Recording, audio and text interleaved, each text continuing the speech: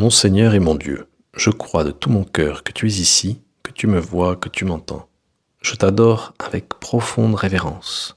Je te demande le pardon de mes péchés et la grâce de faire avec profit ce moment de prière. Marie, ma Mère Immaculée, Saint Joseph et mon ange gardien, intercédez pour moi. On aime quand un champion ou quelqu'un qui a atteint les sommets n'oublie pas d'où il vient. Cela est signe de gratitude et de solidarité, et au fond d'humanité. C'est le cas d'Antoine Dupont. Cette année encore, il a atteint les sommets. Champion d'Europe, champion de France avec le Stade Toulousain, et maintenant champion olympique avec l'équipe de France de rugby à 7. Et à chaque fois, tout le monde a eu que des éloges à son égard parce qu'il était décisif dans chacun des matchs. Mais Antoine Dupont garde la tête sur les épaules. Et dès qu'il peut, il revient dans son village des Hautes-Pyrénées, Castelnau-Magnoac.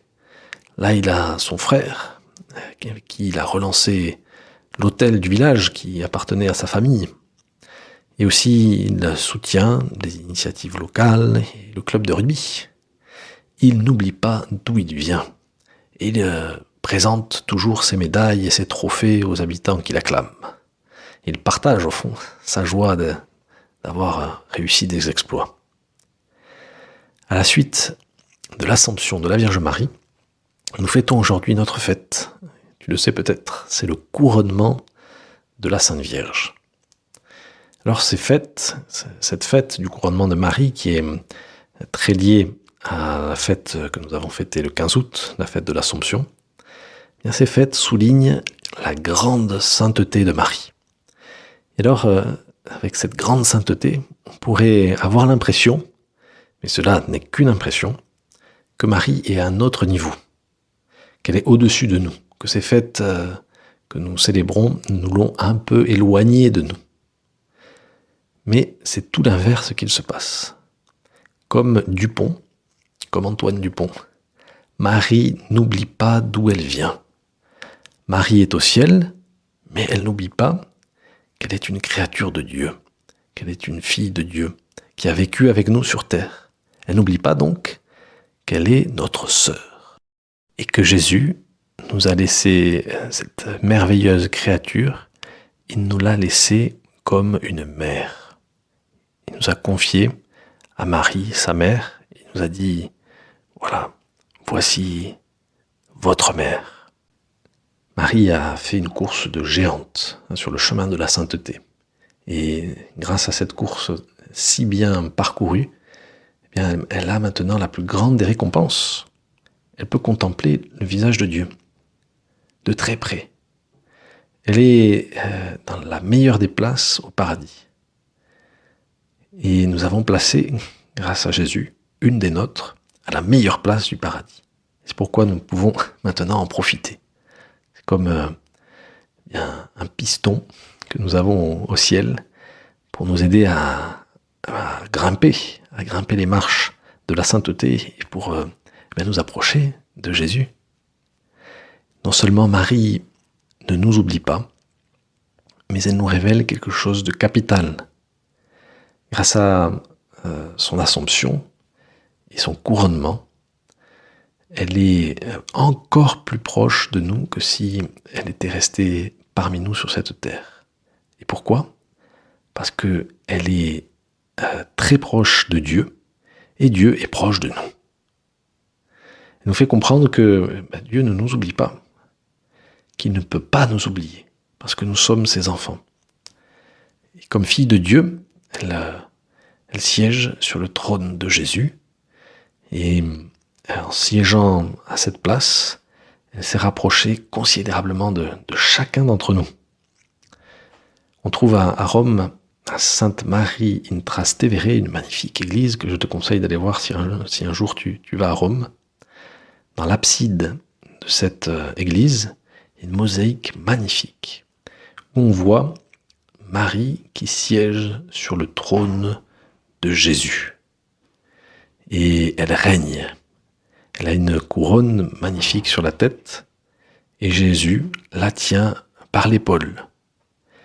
Et on comprend bien, en admirant cette image, que Jésus et Marie sont sur le même trône. C'est comme un canapé, à deux places. Et c'est pourquoi Marie est très puissante. C'est pourquoi elle est vraiment reine. C'est que son cœur est très uni au cœur de Jésus. Et tout ce que veut Jésus, elle le veut aussi pour nous. Et la première chose que Jésus veut pour nous, c'est notre salut, c'est que nous soyons sauvés. C'est que nous approchions de lui et que nous puissions le contempler dans le ciel. Tu pourras voir dans l'application 10 minutes avec Jésus une photo de cette mosaïque où on voit Jésus et Marie assis sur le même trône et régner ensemble. Alors en montant dans les cieux et en se laissant couronner reine des cieux, le cœur de Marie s'est encore plus dilaté et il devient maintenant pratiquement sans limite, parce qu'il est tellement uni au cœur de Jésus qu'il est capable d'un amour immense. Et Marie, entièrement unie à Dieu, a un cœur si grand que toute la création peut entrer dans son cœur. On voit dans beaucoup d'églises des ex-voto.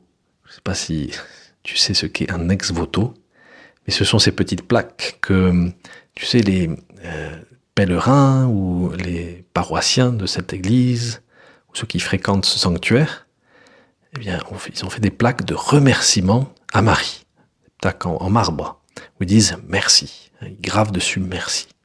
Et ensuite, ces plaques sont collées au mur de l'église. Et dans les sanctuaires mariaux importants, il y a des milliers de plaques qui sont fixées sur les murs, de telle sorte qu'il y a parfois pas assez de place sur les murs de l'église pour mettre tous les ex-voto. Et les pauvres chargés du sanctuaire, les curés ou les recteurs de ces sanctuaires, parfois ne savent plus quoi en faire de toutes ces plaques. Et même parfois ces plaques, ces ex-voto, menacent la structure du sanctuaire. Donc on peut pas en mettre trop. Alors nos églises ne peuvent pas contenir toutes ces plaques de remerciement, tous ces ex-voto.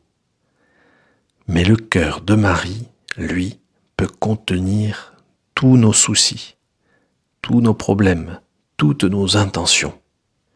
C'est le pape Benoît XVI qui disait cela. Marie a un cœur aussi large que celui de Dieu.